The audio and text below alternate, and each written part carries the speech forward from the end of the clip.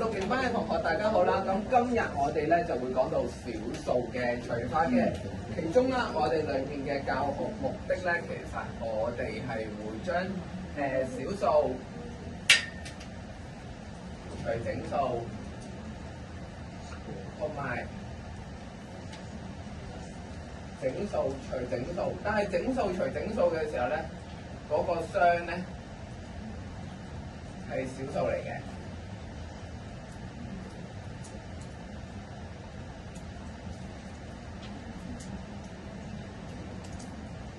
小數嚟嘅，咁就寫喺黑板啦，咁就俾啲同學知道教緊嘅時候，大家都知道我哋教緊啲乜嘢嘅。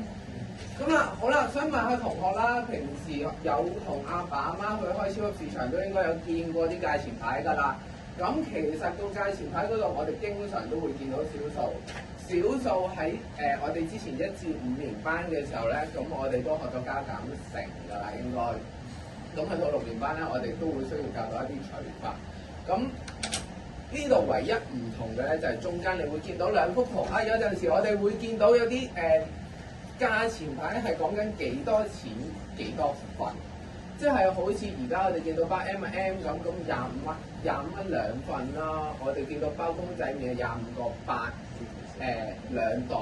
咁究竟呢啲其實我哋可以點計咧？唔係應該點計咧？首先喺度。我想帶翻出一個，其實大家都有一個各元互換嘅概念㗎啦。例如即係咩咧？1蚊等於10個1毫子。喺呢一度有呢一個概念，我相信去到之後你會容易理解曾老師陣間講嘅嘢。喺呢度我會進行一個小數除以整數法嘅運算法嘅先。咁俾多條題目你啦，糖果2盒賣8個4，8元4個。平均每一盒糖果要賣幾錢咧？咁其實呢度咧，我會將佢最小份咁去掃咗啲1蚊同埋4個1毫子出嚟。咁啊8個1蚊，4個1毫子。如果2盒嚟講咧，我哋就咁用一個簡單嘅均分法咧，我哋可以得出sorry 啊，唔記得改翻糖果，應該係檸檬茶嚟。咁啊1盒檸檬茶嘅時候等於84除2。咁其實係4個2，呢度我哋係就咁數錢，我哋都數得出嘅。但係啦，如果我哋要想用翻一個直式嘅時候咧，首先我哋記得要將個小數點啊，就咁拉翻上去同一個位置，拉喺個位同埋10分位嘅中間。然後啦，我哋先會計咗個位數8除2啦，我哋得出係4嘅，一個普通嘅直式。冇咗個小數點咧，我哋係直接識得計㗎。咁之後我哋咧就會喺個10分位嗰度啦，咁就繼續做埋嗰4個餘下嗰一 part 嘅。咁呢個我相信對於6年班嘅同學嚟講，唔係一個太大嘅難度，佢只係加咗一個小數點啫。咁呢度係一個冇餘數嘅做法啦，甚至乎係一個簡單啲嘅做法。但係啦，去到呢度，如果7個2可以買8粒糖果，我呢度唔可以1蚊，我係完全唔夠分嘅喎，呢度分唔到嘅喎，咁點算啊？但係我哋知道1蚊其實可以化做10個1毫子，但係啦，曾老師係咪要你咁樣做？然後同我數號字，你哋唔係1、2年班，我唔要再用呢啲比較上叫做我哋咁困難嘅方法，你呢度我仍然都可以數得出啊，係9毫子可以嘅。呢個喺4年級我哋未教小數除法嘅時候曾經出現過嘅問題，我哋本補充出現過嘅真實題目嚟㗎。咁咧7元2個，我要將佢變成72個1毫子，然後再除法。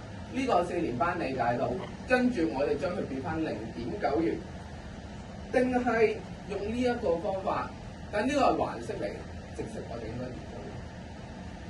直式嘅時候，我哋同樣啦，拉翻個小數點喺個位同埋個10分位中間，但係因為我哋嗰個被除數係比除數少，7係細過8，所以我哋需要喺個位度補咗0先。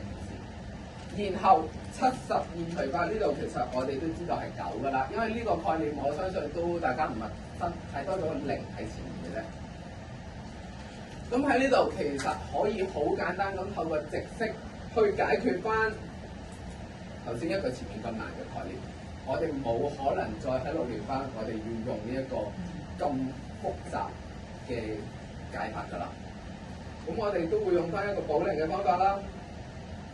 好啦，第二個重點啦，咁啊小明同埋小美啦，合資就買一朵康乃馨俾阿媽啦。咁其實7蚊一支。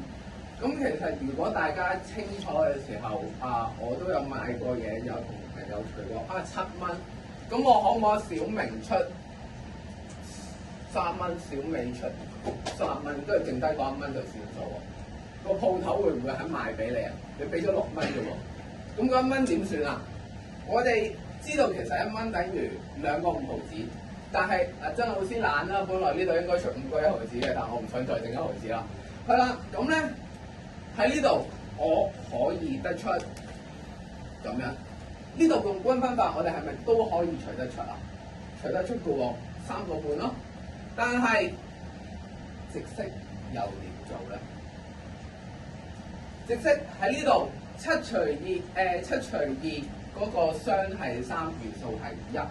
係咪如果我哋未教小數普通除法嘅時候，其實我哋去到呢度完㗎啦？呢度係啱㗎，個答案啱㗎，冇錯㗎。但係一樣嘢，如果我哋要去到落到我哋而家教緊嘅小數除法裏面，我哋需要做一個動作叫做保齡。喺嗰個10分位嗰度寫翻個0，擺翻個點數落去，好似而家圖 show 緊俾你。然後啦，一樣將個0拉落去下面呢個位啦，繼續做埋我哋餘下嘅算式，用個5除翻呢個10。相信喺